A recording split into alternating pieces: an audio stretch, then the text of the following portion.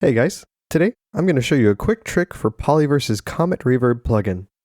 You can use MIDI notes to increase and decrease the size parameter, causing some wacky and mesmerizing effects to come from the modulation.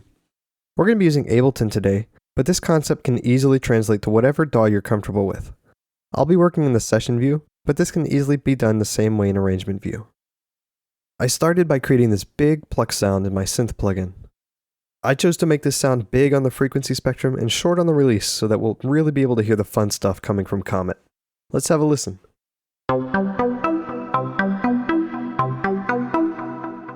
In Ableton, you can do this with an already existing MIDI or audio track. You'll notice here that I have my synth playing on a MIDI track, but I have it bounced down to an audio track also so I can show you. Start by dragging Comet onto your track. If you already have Comet on a track, then go ahead and open the interface so that we can see all the parameters. Make sure that this note control is enabled. It's a global parameter so that if it's turned on, it will be on for all the presets within this instance of Comet. Let's go back now and add a new MIDI track into Ableton. We're going to click this drop down under MIDI 2 and select the channel that we want to send the MIDI information to. In this case, I'm going to select channel 5, which is my synth channel. But you can see here that our audio bounce channel is also an option if you're sending to an audio track. After selecting the channel, use this next drop-down to select the plugin that we're going to control. Don't be alarmed seeing all 16 MIDI channels as an option. Comet will receive on them all, so I'm just going to select one for this example. Now if I record and enable this track and play a note on my keyboard, you'll notice the size parameter move around this little ring here. Also notice that if I play C3, then nothing happens. The way Comet works is that C3 is our center and will have no effect on the sound. From there, we can go up to shorten or down to lengthen the size of the reverb. Our first octaves of C2 and C4 will both be by a factor of 2. Now, I'm sure you're probably thinking, great, but what does that mean? Well, let's hear it. I've created a 4-bar MIDI clip here that's going to start on C3, jump up to C4, back down to C3, and then down to C2. This will allow us to hear the difference in size back to back for a better idea.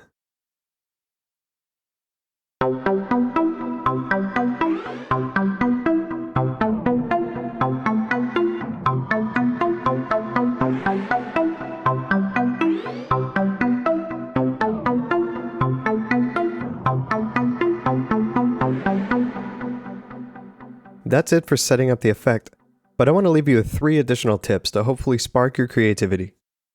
The first is that here in Comet, you should play with the glide parameter. It increases or decreases the time that it takes to move between the notes. Modulate this for some really trippy effects.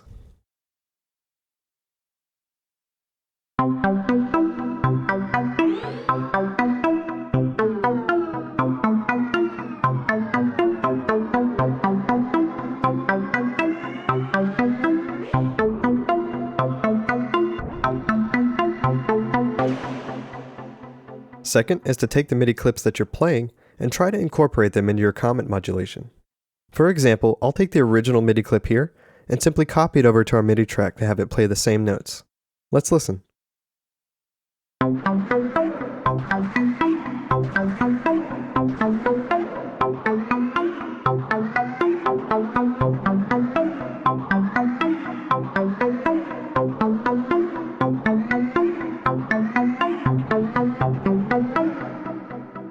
Definitely some really cool weirdness going on there, but what if it's still not weird enough for you?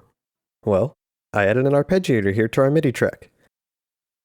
Try playing with the arpeggio rate and gate in tandem with Comet's glide for some seriously zany sounds.